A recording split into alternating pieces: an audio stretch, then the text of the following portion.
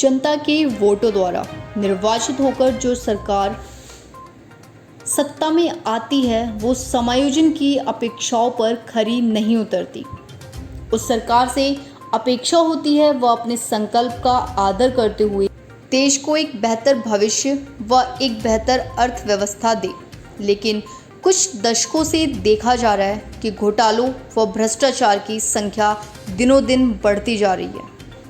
भ्रष्टाचार के मुद्दों पर बहुत से आंदोलन भी हुए, लेकिन आंदोलन का नेतृत्व करने वाले उच्च पदों पर आसीन हो गए और मुद्दे कहीं दब कर रह गए। भ्रष्टाचार कम होने की जगह बढ़ता ही जा रहा है। सफ़ेद टोपी पहनने वाले नेता बड़े बड़े घोटाले करते हैं, अपने अपने पदों पर आसीन रहते हैं। ट्रांसपेरेंसी इंटरनेशनल के मुताबिक सन 2020 में 2 और देशों के मुकाबले पीछे जाकर भारत अब 80वें स्थान पर पहुंच चुका है। इस प्रेस वार्ता में एक केस स्टडी के तौर पर हम आपके माध्यम से देश के समक्ष श्री वैजयंत पांडा व उनकी पत्नी श्रीमती जागी मंडल पांडा के स्वामित्व वाली कंपनी के द्वारा काले धन, मनी लॉन्ड्रिंग और करोड़ों के राजस्व के साथ भारतीय सरकार को धोखा देने के मामले को जनता व देश की सरकार को समक्ष रखना चाहेंगे और मांग करते हैं एक स्वतंत्र व त्वरित जांच प्रक्रिया के माध्यम से देश के समक्ष सच्चाई लाकर दोषियों को सजा दिलाकर सरकार सकारात्मक संदेश दे सके। वैजयंत पांडा व उनकी पत्नी जग्गी मंगत पांडा के स्वामित्व वाली कंपनियां काले धन, मनी लॉन्ड्रिंग और करोड़ों के राजस्व के साथ भारतीय सरकार को धोखा देने के दौर में शामिल है। 24 जनवरी 2019 को सभी सबूतों के साथ एक एक्टिविस्ट ने CBI, ED, CBDT, PMO, Delhi उच्च न्यायालय में वैजयंत पांडा और जग्गी मंगल पांडा के खिलाफ शिकायत दर्ज की और 4 मार्च को भाजपा के वर्तमान राष्ट्रीय अध्यक्ष वैजयंत पांडा भाजपा में शामिल हो गए। यह एक सामान्य समझ बताती है कि वह केंद्र एजेंसियों की जांच से बचने के लिए बीजेपी में शामिल हो गए। आज की प्रेस कॉन्फ्रेंस ओटीवी के खिलाफ एक और विस्फोटक खुलासे के बारे में है, जो वैजयंत पांडा उनकी पत्नी जग्गी मंगत पांडा के स्वामित्व वाली और परिवर्तित है। ओटीवी ने ऑफ शोर ब्लड लिस्टेड शेल कंपनियों के साथ लेन देन दिया। जय पांडा के स्वामित्व वाली कंपनी ने करोड़ों रुपए के कट राजस्व के रूप में सरकार को धोखा दिया। ओटीवी ने भली भांति ये जानते हुए कि प्रोमोटर छद्म है, वास्तविक नहीं, उन प्रोमोटरों का उपयोग स्वयं एक पांडा की कंपनियों के लिए पूंजी निवेश के लिए किया जाता है। वर्षों से ओटीवी को इसी प्रकार काले धन के द्वारा पारित व पोषित किया जाता रहा। हम मांग करते हैं कि सरकार को ओटीवी के सौदे, वैजयंत पांडा व उनकी पत्नी के अन्य सभी कंपनियां और उनकी पूंजी का निवेश की निशानदेही की तुरंत जांच होनी चाहिए। हम यह मांग करते हैं कि सूचना व प्रसारण मंत्रालय को इस जांच के पूरे होने तक ओटीवी चैनल को बैन करना चाहिए।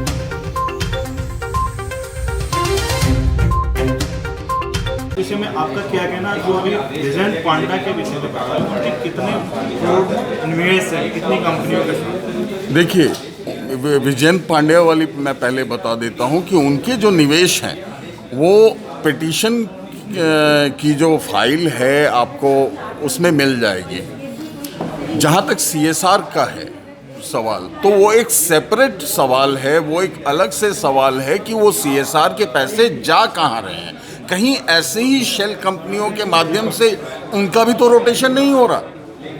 देखिए, ये एक सवाल है, इस पे इन्वेस्टिगेशन सरकार को करवानी है, जवाब सरकार को देना है और जनता को संतुष्ट सरकार को करना है, क्योंकि जनता ने सरकार को बनाया। एक अहम सवाल, जब भी चुनाव आता है भ्रष्टाचार के आरोप लगने चालू हो जाते हैं, लेकिन जैसी सत्ता में सरकार आ जाती है उसके बाद भ्रष्टाचार का कोई जांच नहीं होता। इस विषय पर आप क्या कहना चाहेंगे? देखिए, हमारा भी सवाल यही है कि जैसे ही सरकार सत्ता में आती है वो ना खाऊंगा ना खाने दूंगा, वो गायब कहाँ हो जाता है। हमारा भी तो यही सवाल है।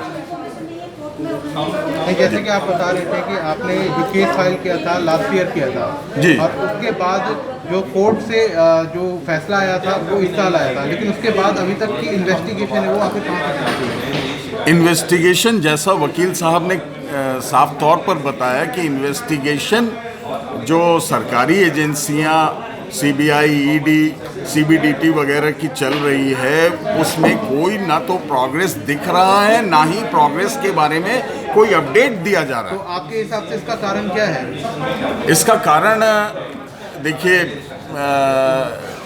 सरकार में आज हैं पांडा जी और जो रूलिंग पार्टी है उसमें एक बड़े महत्वपूर्ण पद पे हैं। हो सकता है ये वजह हो या हो सकता है कोई और वजह हो। क्लियर सरकार को करना है, जवाब सरकार को देना है। आप कह रहे हैं कि वो सत्ता में है इस वजह से पूरी तरीके से कार्रवाई नहीं की जा रही है जो होनी चाहिए। शायद ये भी एक अहम वजह हो सकती है इसकी कि उनका सत्ता में होना या सत्ताधारी दल के महत्वपूर्ण पद पे होना, ये भी एक बड़ी वजह हो सकती है। लेकिन सर सवाल उठता है कि जैसे कि पिछली सरकारों में 2014 से आरोप लगते थे कि सीबीआई सरकार का तोता है, उसको जिसके मर्जी पीछे लगा दीजिए।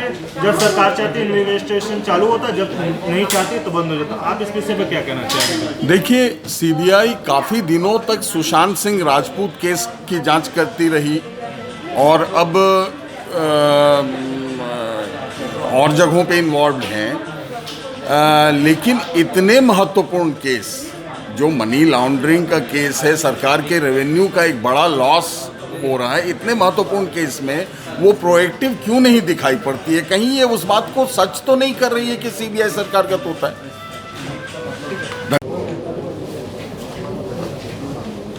Anything else? I guess we have taken lots of your time and thanks for the precious presence of all of you from media world. Thanks a lot again.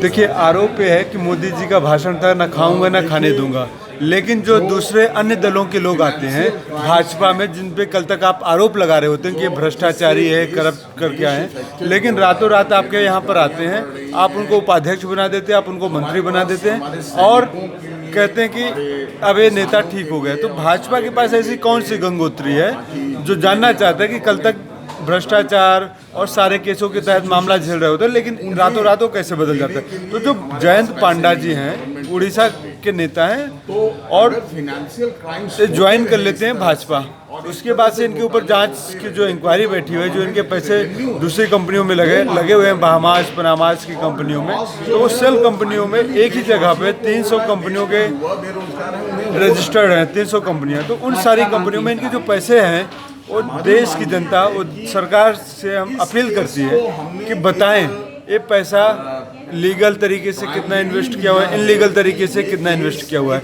अगर इनलीगल है तो देश को जानने का अधिकार है, आपको भी जानने का अधिकार है, हमको भी जानने का। और इनलीगल तरीके से नहीं है अगर सारी चीज़ें हैं तो आगे कार्रवाई करें, बताएं कि हमने झूठा आरोप लगाया है तो सामना करें, सरकार सामने आए, उनको आगे करें या कि फिर हमारे सवालों का जवाब दें। बैजयंत पंडा जी का क्या 300 कंपनीज है, शेल कंपनी?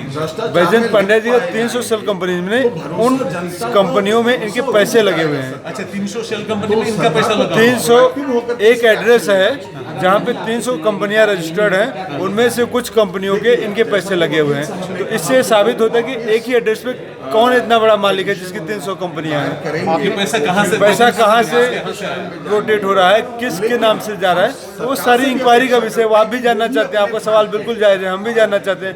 तो इसी वजह से प्रेस कॉन्फ्रेंस आयोजित की। बैजयंत पंडा जी के खिलाफ में आप क्यों? भ्रष्टाचार के खिलाफ हम देश के साथ हैं, बैजयंत पांड्या के खिलाफ नहीं। हम मोदी जी के उस नारे के साथ हैं जो मोदी जी ने कहा था, ना खाऊंगा ना खाने दूंगा। तो ना खाने दूंगा वाली बात है तो मोदी जी को एक कदम आगे बढ़ के हमारा स्वागत करना चाहिए देश की जनता के जो मुद्दा जुड़ा हुआ है।